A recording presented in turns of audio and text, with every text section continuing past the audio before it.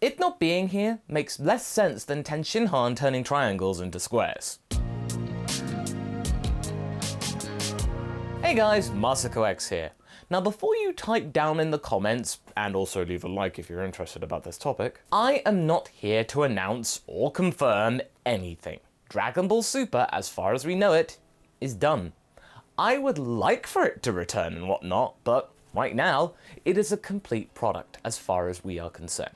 I just wanted to put it out there within the first 30 seconds or so of the video, so that we are clear on that particular chestnut, and that there is no kind of ambiguity around here. Well, if you're not going to be confirming or giving us information like we really want and desperately need about a possible sequel, then why are we here? Well, I'm here to tell you that what is going on here makes absolutely no sense. And before you actually think that I'm being just a whiny little fanboy, I am not really. I'm pretty much content with just sitting here, making what-ifs and discussions about a thing that happened in the past. I take pride in it, and I'm glad that you do enjoy it, and I'm okay with that. And actually, just doing the manga is really, really fun. It's actually really nice to be covering it for the channel in another medium. Yeah, I get a lot of enjoyment out of that. But I also think it's safe to say that Dragon Ball has never been more popular. You think it might have been more popular back in the early 2000s or so, but I'm afraid to say I've been there. That this is just the nostalgia talking. The best kind of press coverage that we could possibly expect for Dragon Ball Z was the kind of spouting words from periodicals saying that this weird show from Japan was something not to watch and that it would be not wise to show on American television. Well, look where we are today. You're watching a YouTube video about it. To me, that seems like a big leap forward in terms of content and where to get said content. From social media to the Macy's Thanksgiving Day Parade. That is a tribute to all things consumerist, and Goku managing to actually not only get in on the action, but now making a repeat appearance? Yeah, he's here to stay, suffice to say, as is Dragon Ball in the Western consciousness. I remember from before Dragon Ball Super being announced in April 2015, and the next thing that we could possibly expect for the franchise after Beerus's debut was a new movie 2 years after Battle of Gods. Resurrection F was the next outing, visually speaking, that we were accustomed to.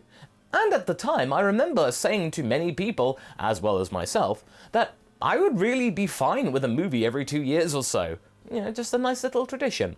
I still would be if you asked me today. If we were going to get a movie in 2021 or something like that, and that was it in terms of media, then okay. But then we got the series we were anticipating, and all the warning signs that came with it. Yes, Dragon Ball Super, especially the first half of it, let's be real here, was a textbook example of rushing something into existence just because. After the episode 5 situation, we got numerous accounts from staff members saying that the deadlines being imposed on them were far too illogical and heavy-handed. It's like they did a rush job. The fact that we barely got any promotional content prior to the release in July was a big, major warning flag to wave in our faces. And some of the animation used for said content never showed up in the anime. You remember that shot of Beerus and Champa bickering? I don't remember seeing it. Check out this video I did back in 2016 where I explained how the budget for a movie and for the series would differ. You'll get a good idea about what the issue was from that aspect. And incidentally, Broly's budget was the biggest yet, a cool $8.5 million. Still far less than the average Hollywood outing. And I also want to point out that Dragon Ball Super was important and necessary for the future of the franchise, for it to adapt to modern taste. Because the Dragon Ball Super in 2015 and the Dragon Ball Super in 2018, they're two very different animals. And the Broly movie, yeah, that evolution, it was vital for it to survive. So in a way, we kind of have to thank the bad animation and the rushed deadlines of the early part of it. But today, I want to discuss the reasons why a new series of Super may make sense from the aspect of the makers of the series, Toei. It's not all at the hands of Toei to make this decision to make a production. Toei is merely one rights holder of the franchise. Toriyama is at the top, of course, with his group Bird Studio, because, he created it. Then Shueisha runs the day-to-day stuff, and is, for all intents and purposes from a business point of view, the showrunner of Dragon Ball. Then you can split the TV, movie stuff to Toei, the games and toys over to Bandai, and so on, for different types of media and consumerism. Which is why when an anime-related thing happens, you should not blame Bandai for it, and vice versa. With the Broly movie, its budget was, like I said, $8.5 million US, and to date, it has grossed over 14 times that in the theaters and 25% more than the budget in home releases already, with a total amount at the end of 2019 of around $134 million. That is an amazing result. And I think it's obvious to anyone that movies are a very viable way to go if you can get 14 times more than what you put in. So if the decision was made to just do movies, it could work financially speaking, but there is a hitch with that notion, and it's a bit more nebulous. People get bored. Having a long-running series keeps the franchise in the public eye. That's why One Piece is so much in the public eye and so beloved. It has a lot of content and has been on TV almost continuously since 1999, since before the 21st century started. There are very few anime series that can say that, and that's not including Dragon Ball, because that has been around since the mid-80s on TV, but there were huge gaps where there was nothing, and so, understandably, it fades away from public consciousness. Having tie-ins with other products and genres as well as other content to keep fans going is all well and good, but if you're the average Joe or Josuke, you won't pick up a video game or actively buy something just because it has a Dragon Ball character on the cover. Granted, there is one notable exception to this rule though: Dragon Ball FighterZ. From what I can tell, it has been able to bridge the gap of people who love fighting games purely and those who love Dragon Ball. There are players who have never or barely watched the series, but like the game for what it is. They know the characters from the game alone and what their mechanics are, and they like them for what they can offer the players, not necessarily their relation to the story. It's a very fascinating anomaly. Either way, the topic of today's video is not about fighters or what Bandai brings to the table here. Mostly. They have their own campaign and are doing their own thing. We are talking about how Toei is handling their arm of the IP and what they do from an animation point of view, and in my opinion, they are doing a poor job with it. Naturally, this is a subjective opinion and this video is an editorial, and if you don't agree with it, that's totally cool. From my perspective and from what I can see, Toei is leaving money on the table, as well as spreading fan discourse, especially overseas, a market which they have been really keen to tap into and fully utilize. The core of this discussion is centered around this page from Toei Animation's financial reports and forecasts, as sourced from Govita XV on Twitter. This page summates in yen what the top 4 properties that Toei Animation owns or licenses in the financial years dating back to 2016 did, and anticipates the rest of the current financial year. For your information, Japanese financial years start and end in March instead of April. And in terms of domestic licensing, Dragon Ball has surged past One Piece to be the biggest earning IP that Toei has, with over half of their takings. It's the same with all 3 charts. Dragon Ball's popularity surged with Super's introduction, bringing the series back into the public eye, just into the daily minds of people who watch television. And yes, I do know that Super ended in March 2018. Right when the financial year from 2017 and 18 ended. But what kept the trend going into 2019 was indeed the Broly movie, which had tons of marketing and campaigns going for it. When I was in Japan, it was everywhere, you couldn't escape from it. And of course, it's about Broly. With the overseas market, yeah, it's no contest. In just 4 years, Dragon Ball now makes 7 times more money for Toei than it did. 2/3 of the amount even. Yeah, the show is popular. Now, before you say that having a series and not having a series doesn't really make a difference at this point, I need to point out that this chart contains predictions for 2020's financial year, based on what Toei thinks it will make circa October of this year, halfway through the financial year. They have a pretty decent amount of information to go on this, but the second half of that year is still up in the air. Also, they predict the increase year on year to be lower than it has been before, than the huge leap between 2017 and 2018 domestically and internationally. Round about that time of the Tournament of Power, what was on during that time? Super. What wasn't on between 2019 and 2020? The lower dip?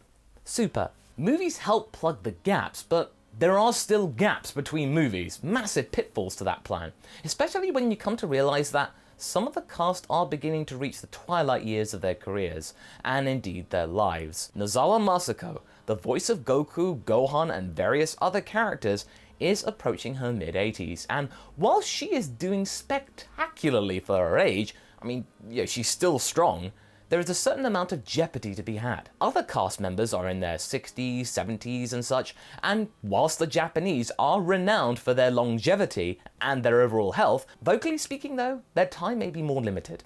If Toei continues to stall for time, they may lose top billing actors in various ways, and that will hurt their bottom line ultimately. What also doesn't help them is their PR. Jump Festa 2020 was mooted to be the time where we might get a snifter of what to expect from a potential announcement. And before you ask, I did read the tweets from Horikawa, the voice of Vegeta, and it did intrigue me, but 2 tweets are not an announcement.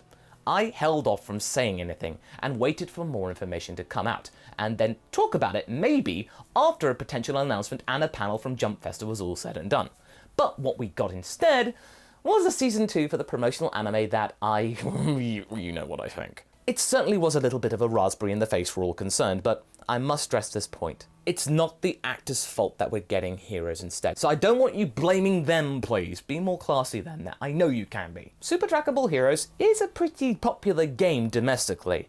Japan has tons of machines. I should know. I was there, whilst forgetting to bring my own cards. Oops. It brings in a lot of attention for gamers there, but what also brings attention is the overseas markets. Toei cannot ignore anymore that Dragon Ball is a global powerhouse now. It is a huge franchise, and whilst not at the levels and heights of Pokemon globally, it is growing very quickly. You need to look at what the fans across borders want, and Super Dragon Ball Heroes is really not what they want. This is a Bandai Toei collaboration. You know, Bandai usually commissions the Toei Animation services for these little promotional anime stints, as well as the beginnings and updates and trailers for games to help promote the arcade game. And Bandai was very curious to actually try something out, because World Mission was the testbed internationally to see if it was worth bringing the arcade game outside of Japan.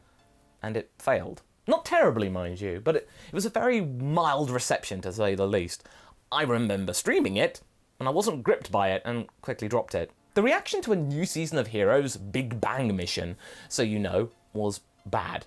Episode 18 of the Universal Conflict arc was bad. In my eyes, that thing has not warranted a second season. It has lukewarm animation, tired cinematography, and a staff which doesn't seem to really want to do it anymore, but has to because they get paid to do it. The anime doesn't really promote the game.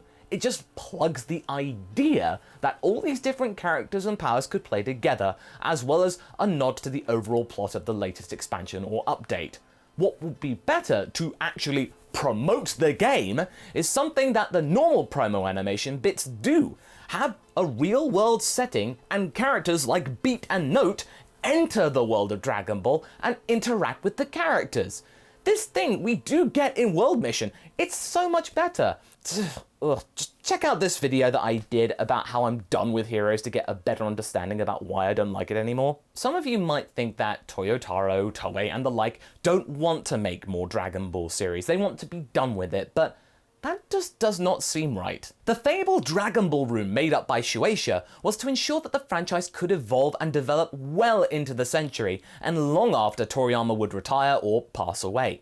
Toyotaro is slowly gaining more and more trust from the master, and Akio Iyoku, Toriyama's second in command and the guy in charge of the room, states that many more exciting projects will be coming out of this, and Dragon Ball is not over, and Toriyama's own intent for this room was this. I was wanting to keep this old series alive and kicking, even in the modern day, with help from Shueisha's excellent staff. So for me, this team is dependable and a real godsend. It'd be really great if this way I won't have to do anything. So if Toriyama did want to stop, yeah, he can, totally. And this room would continue the series without him. In fact, Super and most of the show already does that. He just chips in some basic points and the rest is done by his colleagues. So the only way that Dragon Ball would truly end would be the time when it becomes unprofitable or unsustainable to maintain, which to me seems like never. It would be mad to just stop making content. It would be mad to just not keep the show in the public eye, which is why having a new TV series is the best option, so long as you don't make the same mistakes as last time. Plan. Dragon Ball needs to be on TV or on that kind of media to truly ingratiate itself into the public consciousness again. Without it, it will be pushed into the background whether Toei likes it or not. So Toei, you're missing a trick here. You want to make money and keep on making money?